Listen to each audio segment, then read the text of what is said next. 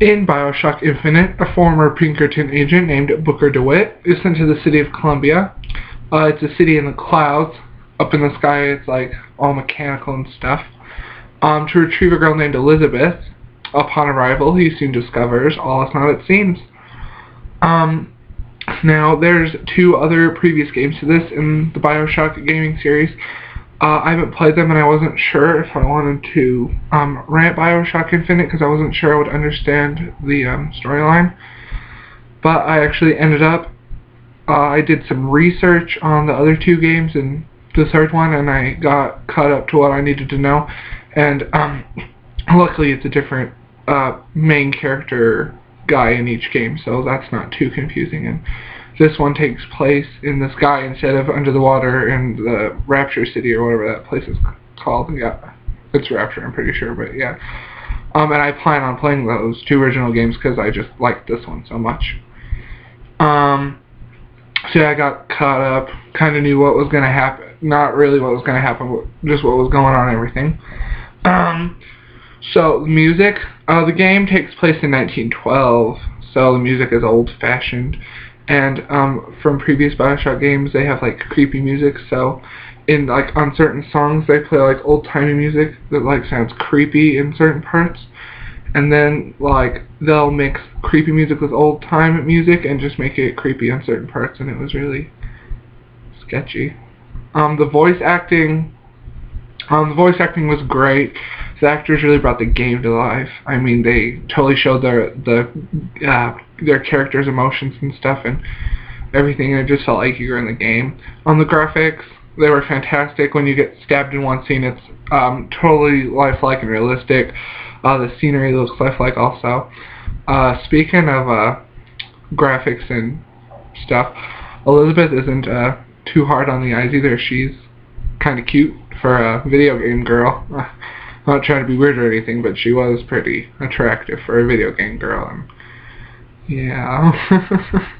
Anyway, the storyline, it was superb, even though the ending left my mind blown and confused all at the same time. The ending's pretty crazy. Like, I found this video, like, of someone that explained the ending, and I still don't get it. It's just crazy. It's Inception. It's Inception crazy. It's like, ugh. In the other Bioshock games, which I've never played, like I said, I guess you have like these powers, and in this one, they are called vigors, and you get them throughout the game, and you get the power, by like drinking the little, they're like a big freaking container, like a vial, and you like drink it, and then your hands go all weird, and like everything, like there's like this one, like this devil one, and like your hand like gets all on fire, and then like your skin melts and it's like bone, and it's ugh. But yeah, so if you don't mind, I'd like to take some time to explain all of them. There's 7 that I could remember, because there were like 6 or 7 or 8 altogether, but I remembered 7 that I got, and the ones that I got. The first one's called Possession. There's these like robot guards that like guard the city besides like your enemies. And if you use this power, if you use this, you can take control of them for a short time, and they are on your team, and they shoot all the bad guys for you, and then, of course, when they turn bad, you have to shoot them. And then in some instances, the robots are automatically yours, if Elizabeth helps you, because she also has magic powers. That's a little secret, and she has some crazy powers and all that. The second one's Murder of Crows. There's like this little nest, and you like lay it down, and when your enemies like cross it, like all these crows come out of nowhere and like peck them to death. And sometimes if they're weaker, they'll die, like the enemies will die. But if they're not that weak, you're gonna have to like shoot the enemies while they're getting pecked by the crows, and it's pretty graphic. I'm not gonna lie.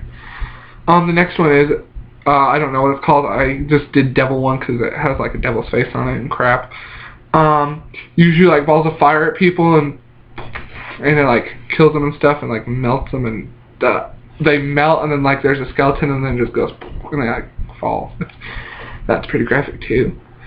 The next one is Whirlwind. Like if you hold the button, like you spin around real quick, and then you charge it with whatever enemy you pick, and then you can like beat them up real quick, and then you gotta back up before they like swing at you. Ram. It has a ram on it. I don't remember what that one's called either. But you like charge your enemies and you get to beat them up and stuff. Hero. I don't know what it's called. I think I couldn't remember that one either. It like has electricity, and like if you like press it real quick, it has like a little shield that protects you and stuff. And if you like hold it, it like shoots balls of like electricity and like magnetism out, and that's really good on the robot bad guys and stuff. So that was really cool. And the last one, I don't remember what it's really called, but I just called it Octopus. You can shoot enemies with water and like drown them in crap. And then like if you hold it, there's like this tentacle arm. You get like a tentacle and like grabs them and crazy stuff. Those were really fun to use and watch what happens and stuff and everything. They have these people in the game called Handyman, but if it's just one, they're called Handyman, whatever.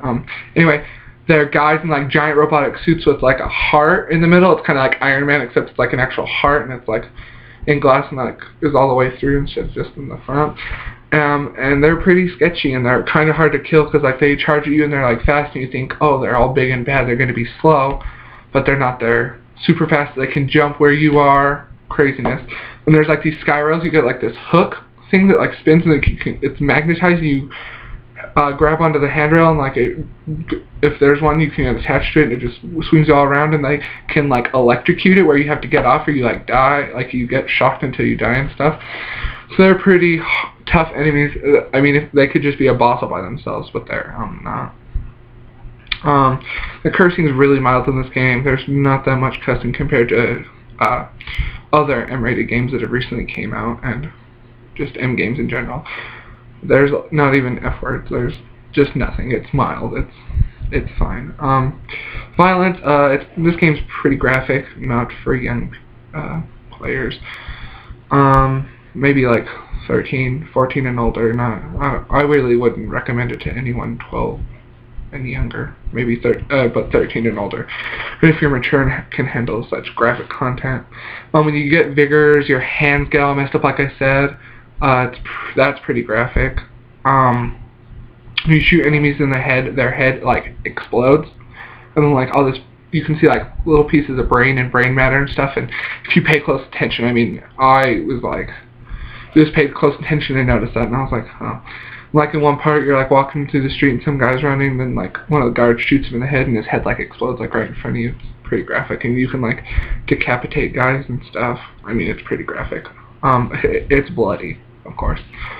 So for the conclusion, despite the confusing ending, it's an excellent game. I would highly recommend it. 10 out of 10, 2 thumbs up, all that. Now the internet said it only takes 8 hours to complete. At least that's what I read. There were 2 very difficult parts on this game that I died a bunch of times on, and I got really upset on. There's fighting Lady Comstock. I'm not going to go into that because that'll ruin some of the game for you. Let's just say that's the hard part. An airship battle at the end. And that's pretty difficult. I died like 10 times or more. It was pretty frustrating. I ran this game from Redbox, and if you play the game a lot, or if you play games a lot, like video games a lot and stuff, and you're pretty good, then I suggest renting, because you'll conquer really fast. And I mean, it just came out, so it's like $50-$60 depending what video game system you get. And like if you conquer it in like a couple hours, you're gonna be like, oh, I just spent all that money and I conquered it. But it is a fun game, so if you buy it, I mean, if I bought it, or if you bought it, whatever, I would definitely play this game again if I owned it, which I don't, and I may just buy it. You never know.